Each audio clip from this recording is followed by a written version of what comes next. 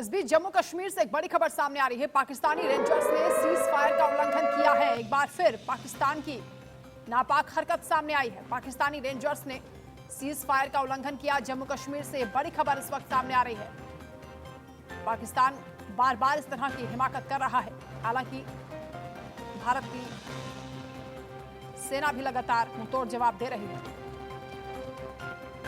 BSF की ओर से action जारी है। सर्च ऑपरेशन चल रहे हैं। पाकिस्तानी रेंजर्स की एक और हरकत, सीज फायर का उल्लंघन किया जम्मू कश्मीर में।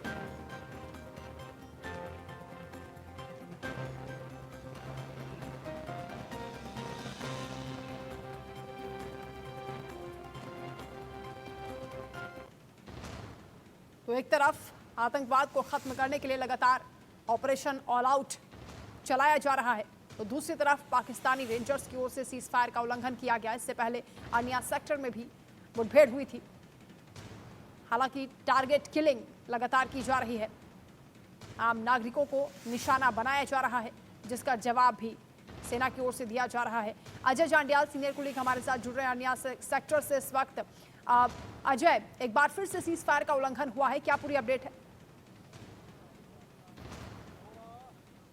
देखिए वंदना, मैं आपको बता दूं कि हम इस समय अर्निया सेक्टर अंतर्राष्ट्रीय सीमा के इलाके में हैं और ये वही इलाका है जहां पर पाकिस्तान की तरफ से पिछले कुछ दिनों से जो है लगातार फायरिंग करके जो है मासूम लोगों और बीएसएफ के जवानों को निशाना बनाया जा रहा है। दरअसल बीती रात भी आपको बताऊं कि जो जानकारी है, रामगढ़ और अर्निया सेक्टर के दो इलाकों में 3 बीएसएफ की पोस्टें जो है उनको निशाना बनाया गया और पाकिस्तान की तरफ से फायरिंग करते हुए बीएसएफ पर जो फायरिंग हुई उसमें एक बीएसएफ का जवान जो है वो जख्मी है और लगभग 2 से ढाई घंटे तक फायरिंग जो है वो चली है। और पाकिस्तान की मंशा कहीं ना कहीं बड़ी साफ है कि पाकिस्तान चाहता है कि अंतर्राष्ट्रीय सीमा का ये इलाका जो है वो डिस्टर्ब रहे, यहां पर तनाव पैदा हो, क्योंकि पिछले लगभग 3.5 साल से शांति थी।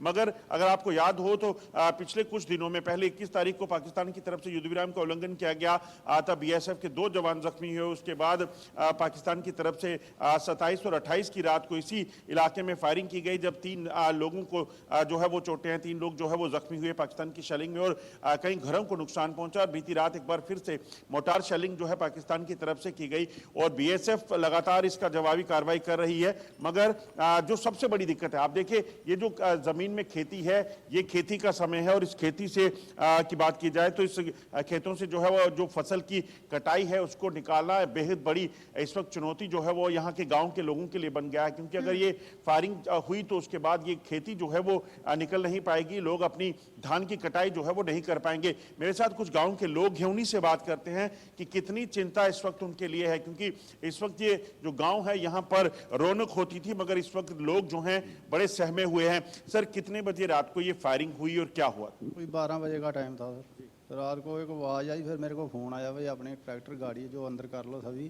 फायर हो रहा है। तो फायर इधर छोटा फायर ही हुआ अपने पित्तल पे, बाकी आगे रामगढ़ साइड हुआ फायर काफ़ी, कोई 2-2.5 घंटे फायर चला है। जब ये फायरिंग होती है उसके बाद चिंता सबसे ज्यादा क्या? चिंता यही है, फसल का टाइम है, अभी धान पका हुआ, लेबर जब आवाज़ सुनती है तो भाग जाती है। लेबर भाग जाती है। यहाँ अगर बात की जाए, काकूदा कोठे सबसे ज्यादा टारगेट हुआ था जब 2014 में शेलिंग हुई थी, यहाँ कुछ कैजुअलिटी भी हुई थी, क्या हुआ था उस वक्त और आज फिर फायरिंग हुई है तो चिंता है? अभी सर बहुत चिंता है, क्योंकि अभी लेबर जो आई है वो भागने के चक्कर में है, क्योंकि फायरिंग होती है। अभी हमारी कटाई के लिए वो कुछ काटी हुई पड़ी हुई है ऐसे, तो कुछ तो अभी काट रहे हैं, कुछ जनता भी लेबर भागी, तो हम कैसे जल्द धान काटेंगे। तो रात को फायरिंग हुई, इसमें कोई नुकसान भी? इसमें नुकसान सर, एक बीएसएफ का आदमी जख्मी हुआ रामगढ़ में, बता रहे हैं।